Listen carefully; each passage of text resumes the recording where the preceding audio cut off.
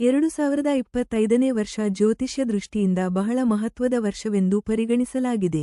ಗ್ರಹಗಳ ಸ್ಥಾನ ಬದಲಾವಣೆ, ಗುರು ಶನಿ ಸಂಚಾರ, ರಾಹು ಕೇತು ಗತಿ ಮತ್ತು ಸೂರ್ಯ ಚಂದ್ರರ ವಿಶೇಷ ಯೋಗಗಳಿಂದ ಕೆಲವು ರಾಶಿಗಳಿಗೆ ವಿಶಿಷ್ಟವಾದ ರಾಜಯೋಗ, ಅಧಿರಾಜಯೋಗ, ಲಕ್ಷ್ಮೀಯೋಗ ಸೃಷ್ಟಿಯಾಗುತ್ತದೆ ಎಂದು ಜ್ಯೋತಿಷ್ಯರು ಹೇಳುತ್ತಾರೆ.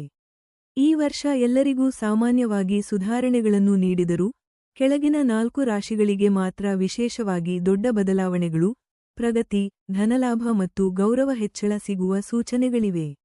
1. ಸಿಂಹ ರಾಶಿ, ಲಿಯೋ. 2025ರಲ್ಲಿ ಸಿಂಹ ರಾಶಿಯವರಿಗೆ ಅತ್ಯಂತ ಬಲವಾದ ಅಧಿರಾಜ ಯೋಗ ಕಾಣಿಸಿಕೊಳ್ಳಲಿದೆ. ಗುರುಗ್ರಹ ದಶಮ ಸ್ಥಾನದಲ್ಲಿ ಸಂಚಾರ ಮಾಡುವುದರಿಂದ ಉದ್ಯೋಗದಲ್ಲಿ ಹೊಸ ಹುದ್ದೆ, ಅಧಿಕಾರ, ಮಾನ್ಯತೆ ಹೆಚ್ಚಳ ಸಿಗಬಹುದು. ಉದ್ಯಮಿಗಳಿಗೆ ಇದು ವಿಸ್ತರಣೆಯ ವರ್ಷ. ಮನೆಗಳಲ್ಲಿ ಶಾಂತಿ ಹೆಚ್ಚಾಗುತ್ತದೆ. ದೂರ ಪ್ರಯಾಣಗಳು ಫಲಪ್ರದವಾಗುತ್ತವೆ.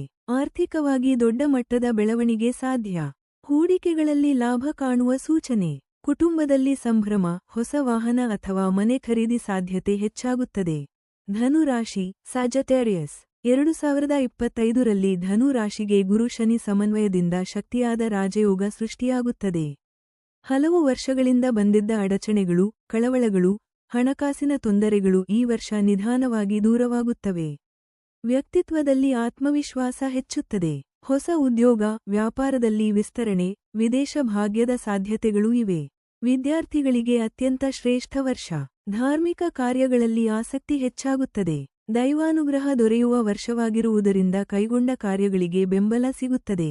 3. ವೃಷಭ ರಾಶಿ, ಟಾರಸ್. ವೃಷಭ ರಾಶಿಯವರಿಗೆ 2025ರಲ್ಲಿ ಲಕ್ಷ್ಮೀಯೋಗ ಮತ್ತು ರಾಜಸಂಯೋಗ ಹೆಚ್ಚು ಬಲವಾಗಿ ಪ್ರಭಾವ ಬೀರುತ್ತದೆ. ಹಣದ ಲಾಭ, ಆದಾಯದ ಮೂಲಗಳು ಹೆಚ್ಚಳ, ಹೂಡಿಕೆಗಳಿಂದ ಲಾಭ, ಬಿಸಿನೆಸ್ನಲ್ಲಿ ಹೊಸ ಒಡಂಬಡಿಕೆಗಳು, ಇವು ಎಲ್ಲವೂ ಸಾಧ್ಯವಾಗುತ್ತದೆ. ಮನೆಯಲ್ಲೂ ಸುಖ, ಸಂತೋಷ ಹೆಚ್ಚಾಗುತ್ತದೆ.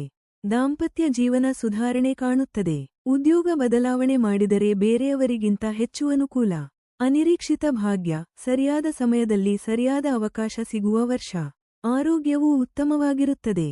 2025ರಲ್ಲಿ ಸಿಂಹ, ಧನು, ವೃಷಭ ಮತ್ತು ಕುಂಭ, ಈ 4 ರಾಶಿಗಳಿಗೆ ಅತ್ಯಂತ ಬಲವಾದ ರಾಜಯೋಗ ಪ್ರಭಾವ ಬೀರುವ ವರ್ಷ.